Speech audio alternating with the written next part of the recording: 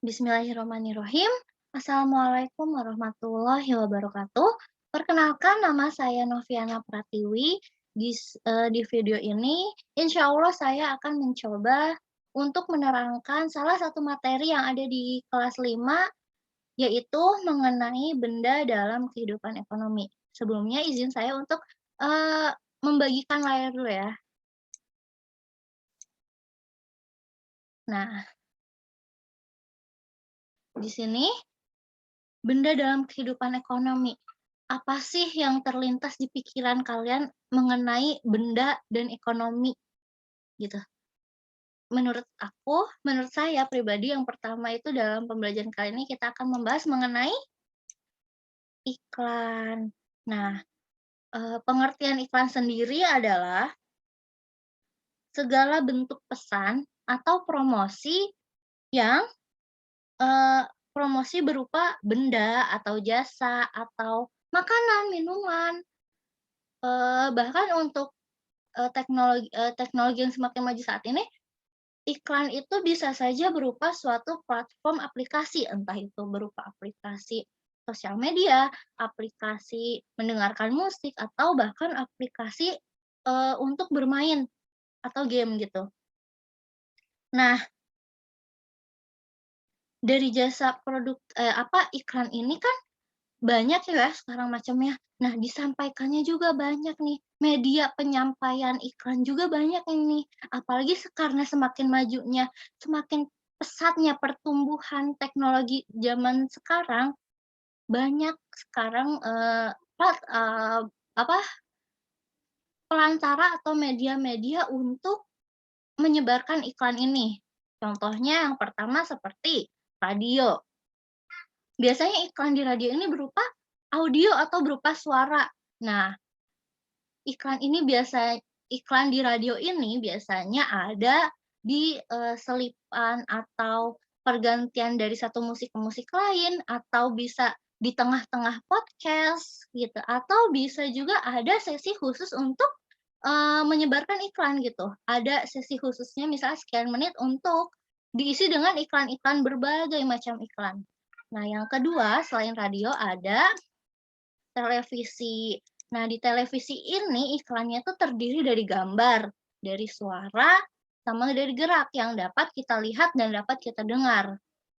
Seperti yang kita tahu kalau misal, iklan di televisi itu kan beragam ya, kreativitasnya lebih banyak gitu, lebih banyak, model-model iklan, lebih banyak beragam variasi iklan, ada yang bentuknya seperti ini, ada yang bentuknya seperti itu, ada yang menyampaikan iklannya melalui, nyanyian, apa gerakan, eee, apa iklannya itu dari dialog-dialog kecil yang lucu gitu. Nah, selain dari televisi, bisa juga iklan ini, melalui internet tentu saja, karena semakin maju ya perkembangan zaman ya, internet itu udah hal yang, ya udah yang semua orang juga udah masyhur gitu, semua orang udah tahu. Nah, iklan di internet ini biasanya disampaikan dengan dramatis dan interaktif, karena menyesuaikan dengan perkembangan teknologi. Teknologi makin maju, iklan di internet pun makin beragam nih, makin banyak, banyak kreasinya gitu. Makin banyak cara orang yang mempromosikan produk mereka melalui internet itu dengan cara-cara yang kreatif, yang tidak seperti sebelum-sebelumnya. Nah, contohnya, misalnya nih, dari satu iklan, ada misalnya iklan minuman tuh kan, dari iklan minuman itu kan ada, apa ya, ada warnanya nih, biasanya kalau misalnya minuman tuh ada warnanya, terus ada rasanya, entah sedikit asem lah, entah sedikit, asin lah, apa bahkan manis ya tentu saja, ataupun kayak ada sedikit perasa teh atau perasa kopi. Nah, dari, contoh tadi tuh, contoh iklan tadi, kita bisa mengetahui produk yang di iklannya tuh ternyata memiliki yang namanya zat atau materi gitu. Jadi dari benda-benda yang di iklan tadi itu, mereka punya materinya, mereka punya zat pendamping yang bisa, menyatukan agar menjadi satu benda satu produk gitu. Nah, zat materi ini adalah pengertian dari zat materi ini yang dapat menempati ruang dan mempunyai massa. Jadi dia itu nempatin bisa memenuhi satu ruangan atau suatu massa itu dan memiliki satu massa atau bisa disebut dengan punya volumenya gitu. Nah, zat materi ini juga terdiri dari berbagai macam.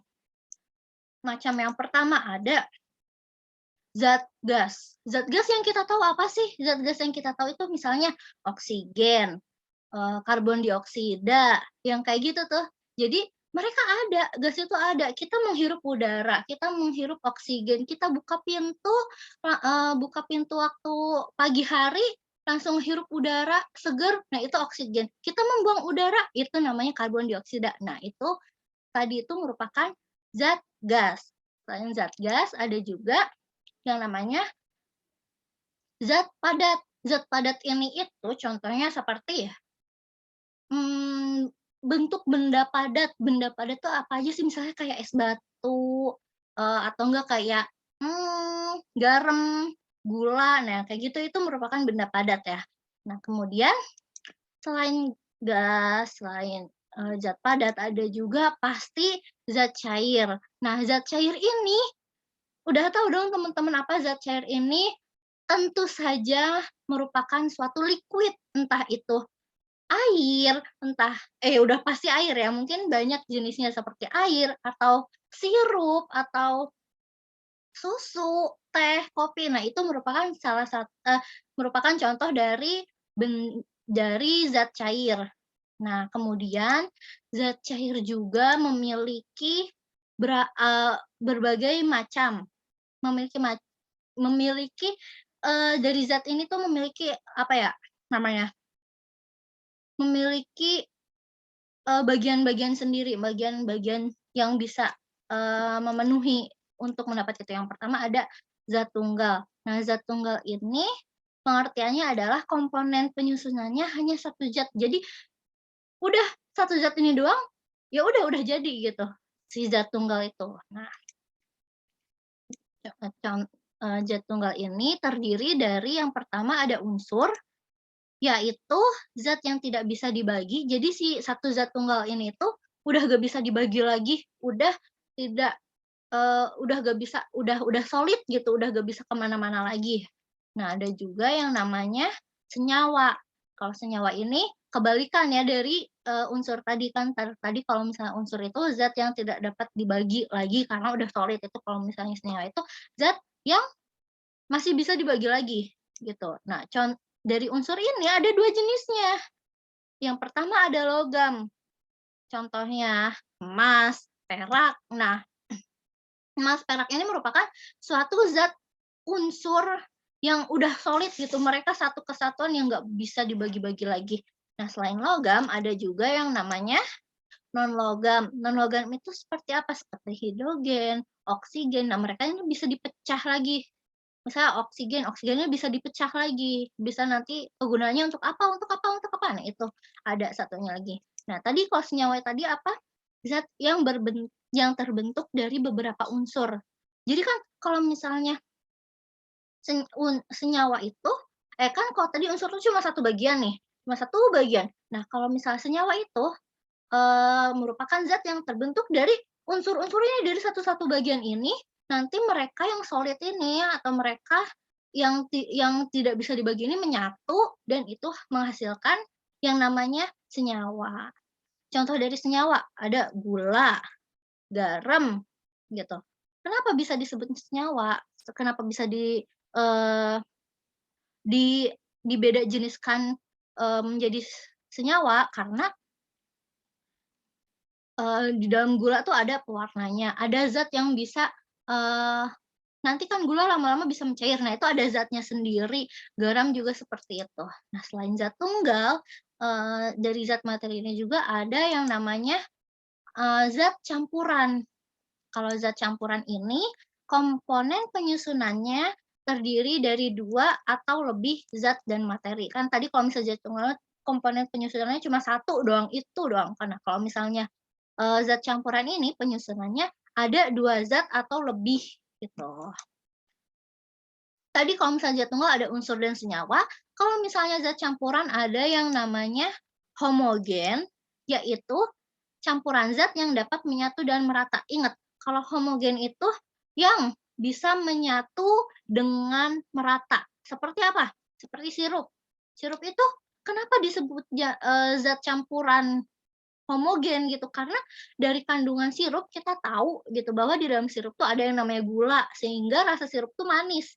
Terus di dalam kandungan sirup itu ada pewarna, yang ya kita tahulah ya, sirup tuh ada warna hijau lah, ada warna ungu, coklat, merah yang populer kan, dan juga air tentu saja, karena sirup itu merupakan suatu zat cair yang bisa dilarutkan ke dalam air dan menyatu rata, hingga bisa kita nikmati.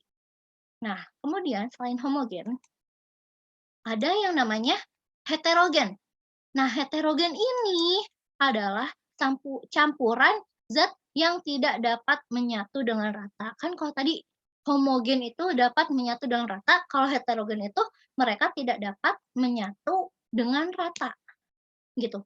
Pasti ada aja yang nyisa, ada satu zat atau dua zat yang mereka tidak bisa nyatu gitu, kayak bertolak belakang.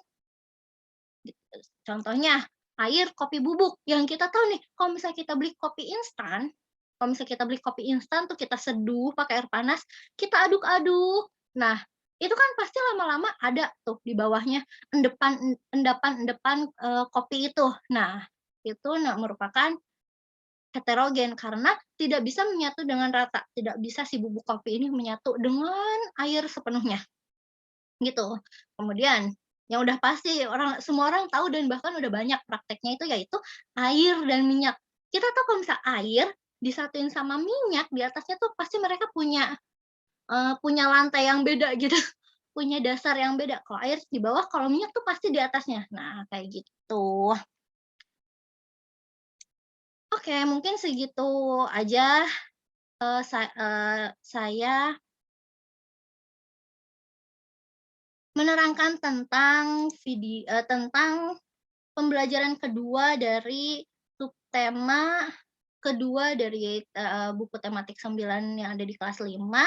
Semoga, teman-teman semua, semoga yang nonton di sini bisa paham mengenai penjelasan saya, eee, dan untuk sebelum penutupan nih, aku mau saya mau memberikan sedikit tugas untuk kalian yang berminat ya, yang berminat loh, tapi diusahakan semuanya mengikuti karena there's a little surprise here.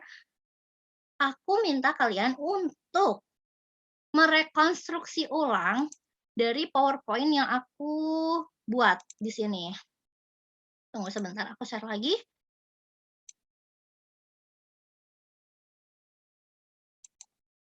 Nah, dari PowerPoint yang aku buat ini, aku minta kalian merekonstruksi ulang buat lagi lebih menarik, lebih interaktif, lebih kreatif, dan nanti aku, bakal ada, eee, sedikit hadiah dari aku. Nanti hasil dari, PowerPoint yang udah kalian buat atau mind map yang udah dibuat ini nih, kalian bisa kirimin ke link Google Form yang ada di deskripsi. Habis itu tunggu aja untuk kalian-kalian yang terpilih ya. Semoga semoga pembelajaran kali ini, semoga materi yang saya sampaikan dapat membantu, dalam pembelajaran kalian. Jika ada kekurangan, saya mohon maaf. Jika kalian paham, saya ucapkan terima kasih karena saya yakin itu tidak sepenuhnya ada dalam kendali saya untuk memahamkan kalian. Saya hanya mencoba sebagai perantara penyampaian satu materi untuk kalian pahami. Dan ya, semoga kalian berhasil akan tugasnya. The last, Assalamualaikum warahmatullahi wabarakatuh. Bye-bye.